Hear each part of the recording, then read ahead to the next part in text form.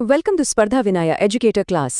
ನಾವಿಂದು ದಕ್ಷಿಣ ಭಾರತದ ಇತಿಹಾಸದಲ್ಲೇ ಅತ್ಯಂತ ರೋಚಕವಾದ ಮತ್ತು ಪ್ರಭಾವಶಾಲಿಯಾದ ರಾಜವಂಶವೊಂದರ ಐತಿಹಾಸಿಕ ಕಥೆಯನ್ನು ನೋಡಲಿದ್ದೇವೆ.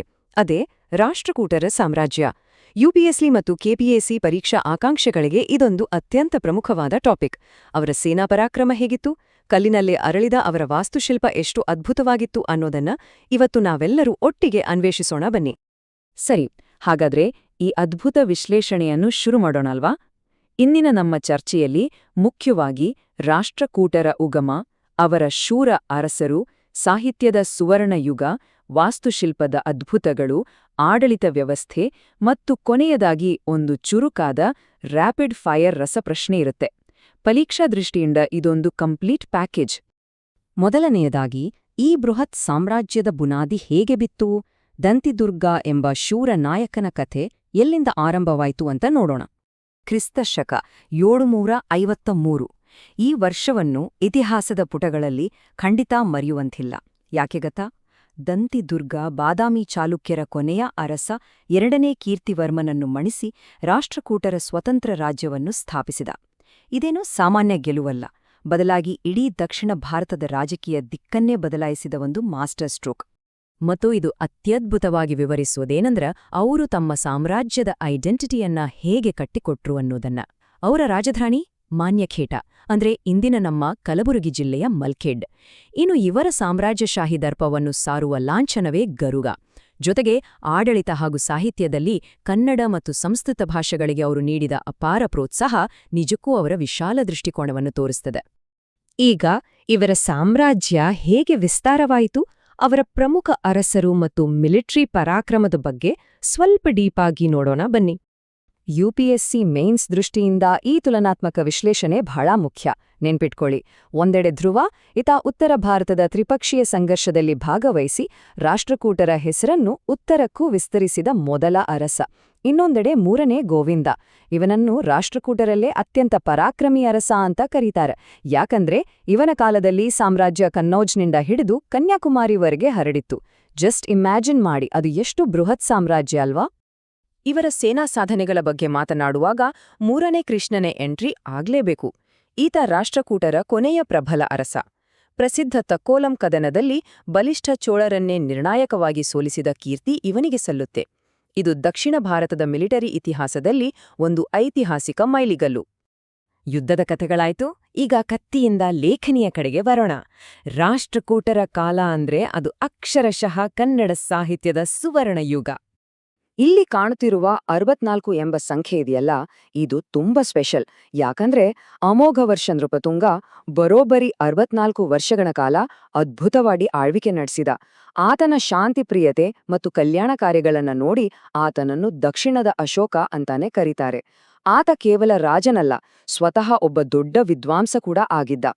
ಇಲ್ಲಿ ನಿಜಕ್ಕೂ ಆಸಕ್ತಿದಾಯಕವಾದ ಅಂಶವೆಂದರೆ, ಈ ಸಾಹಿತ್ಯ ರತ್ನಗಳನ್ನ ನೆನಪಿಟ್ಟುಕೊಳ್ಳಲು ನಾವೊಂದು ಸಿಂಪಲ್ ಶಾರ್ಟ್ಕಟ್ ಬಳಸಬಹುದು.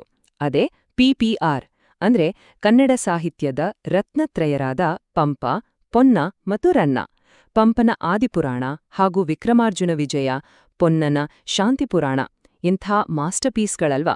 ಇದರ ಜೊತೆಗೆ ಸ್ವತಃ ಅಮೋಘ ವರ್ಷ ಬರೆದ ಕನ್ನಡದ ಮೊದಲ ಲಕ್ಷಣ ಗ್ರಂಥ ಕವಿರಾಜಮಾರ್ಗ. ಕನ್ನಡಿಗರ ಸಾಹಿತ್ಯ ಪ್ರೇಮಕ್ಕೆ ಇದಕ್ಕಿಂತ ಉತ್ತಮ ಸಾಕ್ಷಿ ಬೇಕಾ? ಕೇವಲ ಕಾವ್ಯವಷ್ಟೇ ಅಲ್ಲ, ವಿಜ್ಞಾನ ಮತ್ತು ವ್ಯಾಕರಣದಲ್ಲೂ ಇವರ ಸಾಧನೆ ಅಪಾರ. ಜಿನಸೇನರ ಸಂಸ್ಕೃತ ಕೃತಿಗಳಿರಬಹುದು, ಮಹಾವೀರಾಚಾರ್ಯರ ಗಣಿತ ಸಾರಸಂಗ್ರಹ ಅನ್ನೋ ಅದ್ಭುತ ಗಣಿತ ಕೃತಿ ಇರಬಹುದು, ಅಥವಾ ಶಕಟಾಯನರ ಅಮೋಘವೃತ್ತಿ ಅನ್ನೋ ವ್ಯಾಕರಣ ಕೃತಿ. ಇವೆಲ್ಲವೂ ರಾಷ್ಟ್ರಕೂಟರ ಕಾಲದ ಜ್ಞಾನದ ವಿಸ್ತಾರವನ್ನು ತೋರಿಸ್ತವೆ. ಕಾಂಪಿಟೇಟಿವ್ ಎಕ್ಸಾಮ್ಗೆ ಇವು ವೆರಿ ಇಂಪಾರ್ಟೆಂಟ್.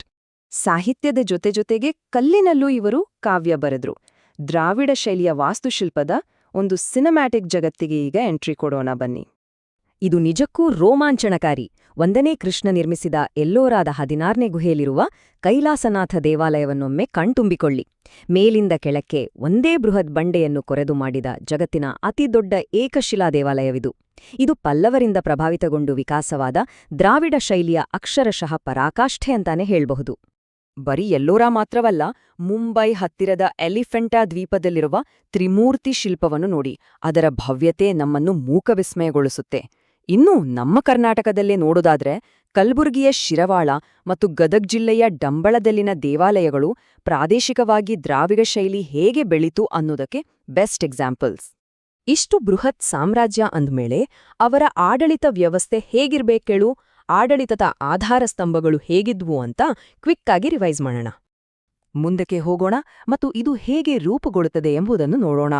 ಮೇಲಿನಿಂದ ಕೆಳಕ್ಕೆ ಅಧಿಕಾರ ಹೇಗೆ ಹಂಚಿಹೋಗಿತ್ತು ಅಂದ್ರೆ ಇಡೀ ಪ್ರಾಂತ್ಯವನ್ನು ರಾಷ್ಟ್ರ ಅಂತ ಕರೀತಿದ್ರು. ಅದರ ಹೆಡ್ ರಾಷ್ಟ್ರಪತಿ, ಜಿಲ್ಲೆಗೆ ವಿಷಯ, ಅದರ ಒಡೆಯ ವಿಷಯಪತಿ, ಉಪಜಿಲ್ಲೆಯನ್ನು ಭುಕ್ತಿ ಅಂತಿದ್ರು, ಅದರ ಮುಖ್ಯಸ್ಥ ಭೋಗಪತಿ, ಕೊನೆಗೆ ಅತ್ಯಂತ ತಳಮಟ್ಟದಲ್ಲಿ ಗ್ರಾಮಗಳಿದ್ವು. ಎಂಥ ಪರ್ಫೆಕ್ಟ್ ಹೈರಾರ್ಕಿ ಅಲ್ವಾ? ಇಲ್ಲಿ ಗಾವುಂಡ ಅನ್ನೋ ಪದವನ್ನ ನಾವು ಹೈಲೈಟ್ ಮಾಡ್ಲೇಬೇಕು. ಗ್ರಾಮ ಮಟ್ಟದ ಆಡಳಿತ, ಅಲ್ಲಿನ ದಿನನಿತ್ಯದ ಸಮಸ್ಯೆಗಳ ಪರಿಹಾರ ಎಲ್ಲವನ್ನೂ ನೋಡ್ಕೊಳ್ಳುವ ಸ್ಥಳೀಯ ಅಧಿಕಾರಿ ಈ ಗಾವುಂಡ. ಇವತ್ತಿನ ನಮ್ಮ ಪಂಚಾಯತ್ ರಾಜ್ ವ್ಯವಸ್ಥೆಗೆ ಇದೇ ಒಂದು ಬಲವಾದ ಬೇರು ಅಂದ್ರೆ ನೀವು ನಂಬಲೇಬೇಕು. ಕೊನೆಯದಾಗಿ ಅಂತಿಮ ಪರೀಕ್ಷೆಯ ಸಮಯ. ಯುಪಿಎಸ್ಸಿ ಮತ್ತು ಕೆಪಿಎಸ್ಸಿ ಪರೀಕ್ಷೆಗಳಲ್ಲಿ ರಿಪೀಟ್ ಆಗುವ ಕೆಲವು ಪ್ರಶ್ನೆಗಳನ್ನಿಟ್ಕೊಂಡು ಒಂದು ರ್ಯಾಪಿಡ್ ಫೈರ್ ರೌಂಡ್ ಮಾಡೋಣ. ನಿಮ್ಮ ಜ್ಞಾನವನ್ನು ಪರೀಕ್ಷಿಸಲು ರೆಡಿಯಾಗಿ. ಸರಿ, ಮೊದಲ ಪ್ರಶ್ನೆ. ಎಲ್ಲೋರಾದಲ್ಲಿ ವಿಶ್ವಪ್ರಸಿದ್ಧವಾದ ಏಕಶಿಲಾ ಕೈಲಾಸನಾಥ ದೇವಾಲಯವನ್ನು ನಿರ್ಮಿಸಿದ ರಾಷ್ಟ್ರಕೂಟ ಅರಸ ಯಾರೋ? ಸ್ವಲ್ಪ ಯೋಚ್ನೆ ಮಾಡಿ. ಪಕ್ಕಾ ನೆನ್ಪಾಯ್ತಾ? ಹೌದು, ಸರಿಯಾದ ಉತ್ತರ 1ನೇ ಕೃಷ್ಣ. ಇದು ವಿಶ್ವದ ವಾಸ್ತುಶಿಲ್ಪದ ಕಿರೀಟ. ಮುಂದಿನ ಪ್ರಶ್ನೆ. ದಕ್ಷಿಣದ ಅಶೋಕ ಎಂದು ಯಾರನ್ನು ಕರೆಯುತ್ತಾರೆ ಮತ್ತು ಅವರ ಫೇಮಸ್ ಕನ್ನಡ ಕೃತಿ ಯಾವುದು? ಇಲ್ಲಿನ ಅತ್ಯಂತ ಪ್ರಮುಖ ಅಂಶವೆಂದರೆ ಬರೋಬ್ಬರಿ 61 ವರ್ಷ ಆಳಿದ ಅಮೋಘ ವರ್ಷ ನೃಪತುಂಗ ಮತ್ತು ಆತನ ಹೆಮ್ಮೆಯ ಕೃತಿ ಕವಿರಾಜ ಮಾರ್ಗ. ಹಾಗಾದ್ರೆ ಈ ಇಡೀ ವಿಶ್ಲೇಷಣೆಯಿಂದ ನಾವ್ ಏನು ಕಲಿಬೋದು? ಯೋಚನೆಗಚ್ಚುವ ಒಂದು ಅಂತಿಮ ಪ್ರಶ್ನೆಯೊಂದಿಗೆ ಮುಕ್ತಾಯ ಮಾಡೋಣ. ರಾಷ್ಟ್ರಕೂಟರ ಗ್ರಾಮ ಆಡಳಿತ ವ್ಯವಸ್ಥೆ ಮತ್ತು ದ್ರಾವಿಡ ವಾಸ್ತುಶಿಲ್ಪ ಇಂದಿನ ಆಧುನಿಕ ದಕ್ಷಿಣ ಭಾರತದ ಸಾಂಸ್ಕೃತಿಕ ಅಸ್ಮಿತೆಯನ್ನು ಹೇಗೆ ರೂಪಿಸಿದೆ? ಅವರ ಗೌಂಡ ವ್ಯವಸ್ಥೆ ಇರ್ಬೋದು, ಭವ್ಯವಾದ ಕಲ್ಲಿನ ದೇವಾಲಯಗಳಿರ್ಬೋದು, ಇವೆಲ್ಲವೂ ಖಂಡಿತವಾಗಿಯೂ ನಮ್ಮ ಇಂದಿನ ಪರಂಪರೆಯ ಭದ್ರಬುನಾದಿ. ಈ ಕ್ಲಾಸ್ ನಿಮ್ಗೆಲ್ರಿಗೂ ತುಂಬಾ ಯೂಸ್ಫುಲ್ ಆಗಿದೆ ಅಂತ ಭಾವಿಸ್ತೇನೆ. ಸ್ಪರ್ಧಾ ವಿನಯ ಎಜುಕೇಟರ್ ಕ್ಲಾಸ್ನಲ್ಲಿ ಪಾಲ್ಗೊಂಡ ಎಲ್ಲ ವಿದ್ಯಾರ್ಥಿಗಳಿಗೆ ಧನ್ಯವಾದಗಳು. ಚೆನ್ನಾಗಿ ಓದಿ, ಮುಂದಿನ ತರಗತಿಯಲ್ಲಿ ಮತ್ತೆ ಸಿಗೋಣ.